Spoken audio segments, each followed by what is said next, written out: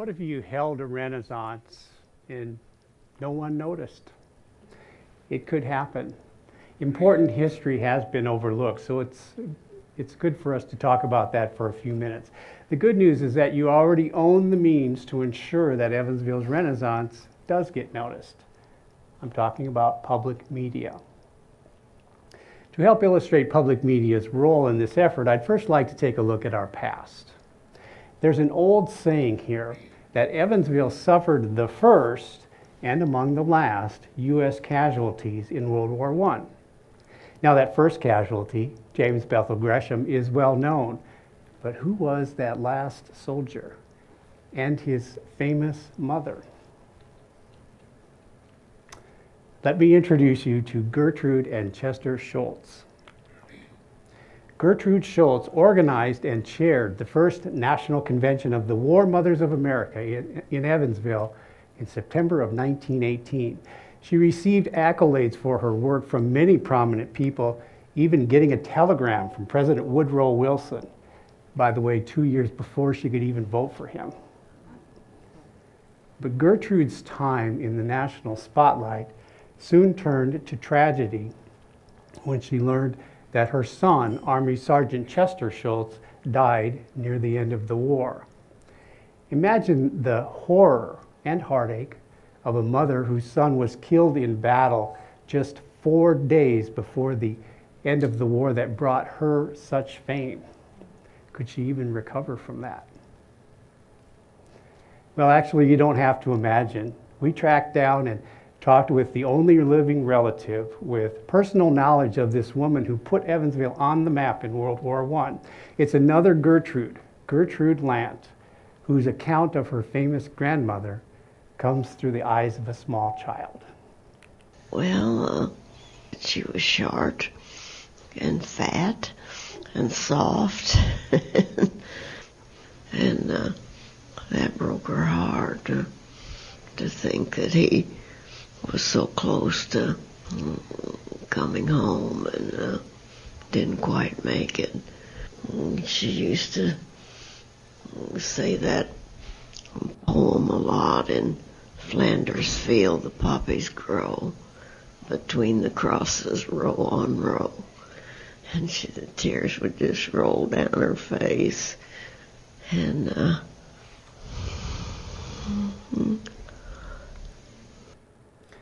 I use this example because it took us months to research, interview, track down relatives, and talk to experts who could give us the significance of the War Mothers organization. Likewise, the stories that chronicle Evansville's progress take a lot of time, research, and effort. They don't contain many red lights, murders, or meth labs that seem to be required these days to lift items to the top of commercial newscasts. If Evansville's story is to be told completely, it will be told by public media. There's another important point here too. Many, if not most of us, get our news online, certainly millennials, who are the future leaders of this community. But if you go to local news websites and search for Gertrude and Chester Schultz, you will get exactly 0 results. And a global search only shows that Gertrude Schultz was the mother of Chester Schultz, who was killed in World War I and is buried in Oak Hill Cemetery. So never mind that Evansville's time in the national spotlight wouldn't show up on the first page of a web search if you only get your news online or from commercial sources. As far as you're concerned, that story never happened. So important history has been overlooked. How do we make sure that doesn't happen again? We do that by turning outward, spending a lot less time in the studio and a lot more time in the communities we serve, broadcasting from those communities so that the rest of the region can hear their stories firsthand. Now, I have a few examples of things we've learned recently that way, and I hope that what I'm going to say in the next few minutes will give you some pride of ownership in this powerful community resource. Have you ever wondered why there's not more commercial development along the Interstate 69 corridor yet in southwest Indiana? One reason is that in the rush to lay concrete, precious little attention was paid to communications infrastructure, the internet and wireless. They built a major highway in this century and they didn't consider how the people and businesses were going to connect with the rest of the world. What can we learn from that mistake in planning our own future? Jasper, Indiana has a city arts department. The director sits at the table with the police and fire chiefs at budget time. In Jasper, quality of life has been a central part of their planning for 40 years. And if you ask them why, they'll tell you you cannot attract the best and brightest to your community if it's not a nice place to live. I think we can agree there might be something we can learn from that. Owensboro, Kentucky is becoming a player in the field of biopharmaceutical research, largely because of a public-private partnership that turned a former tobacco warehouse into a business incubator that contains a world-class research laboratory. A lab, by the way, that developed a key ingredient in the only known cure for the Ebola virus. What can we learn from that about cooperation? In Union County, Kentucky, uncomfortable truths are told with humor and pathos at storytelling events held in a former recycling center.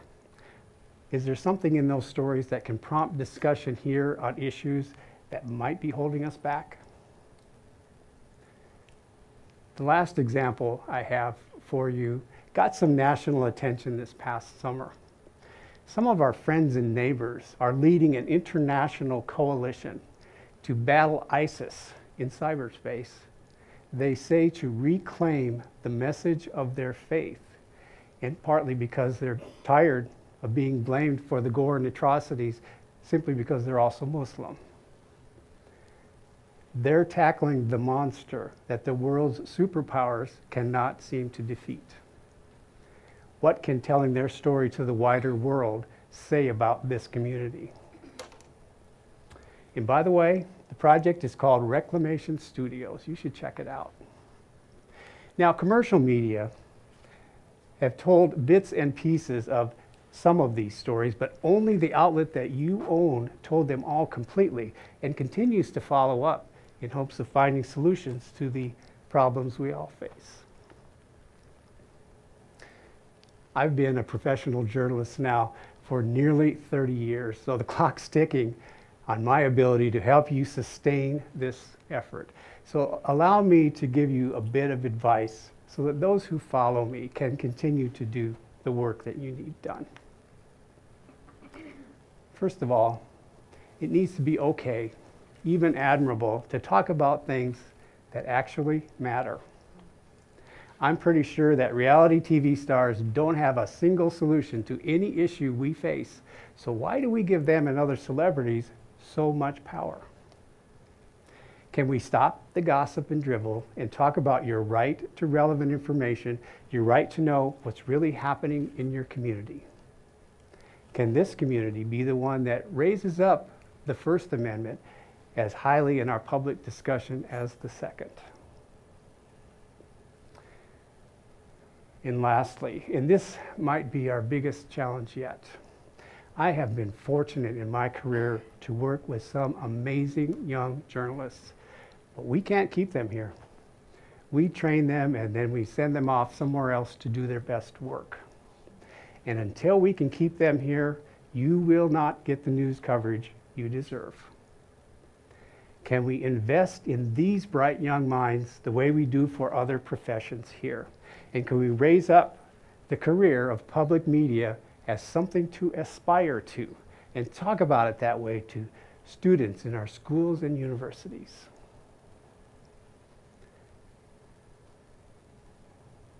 I realize that some of what I've been saying here today may sound a little self-serving, but hey, I'm just trying to protect your investment. As owners of this community resource, it's my job to advise you how to make sure that Evansville's Renaissance gets noticed.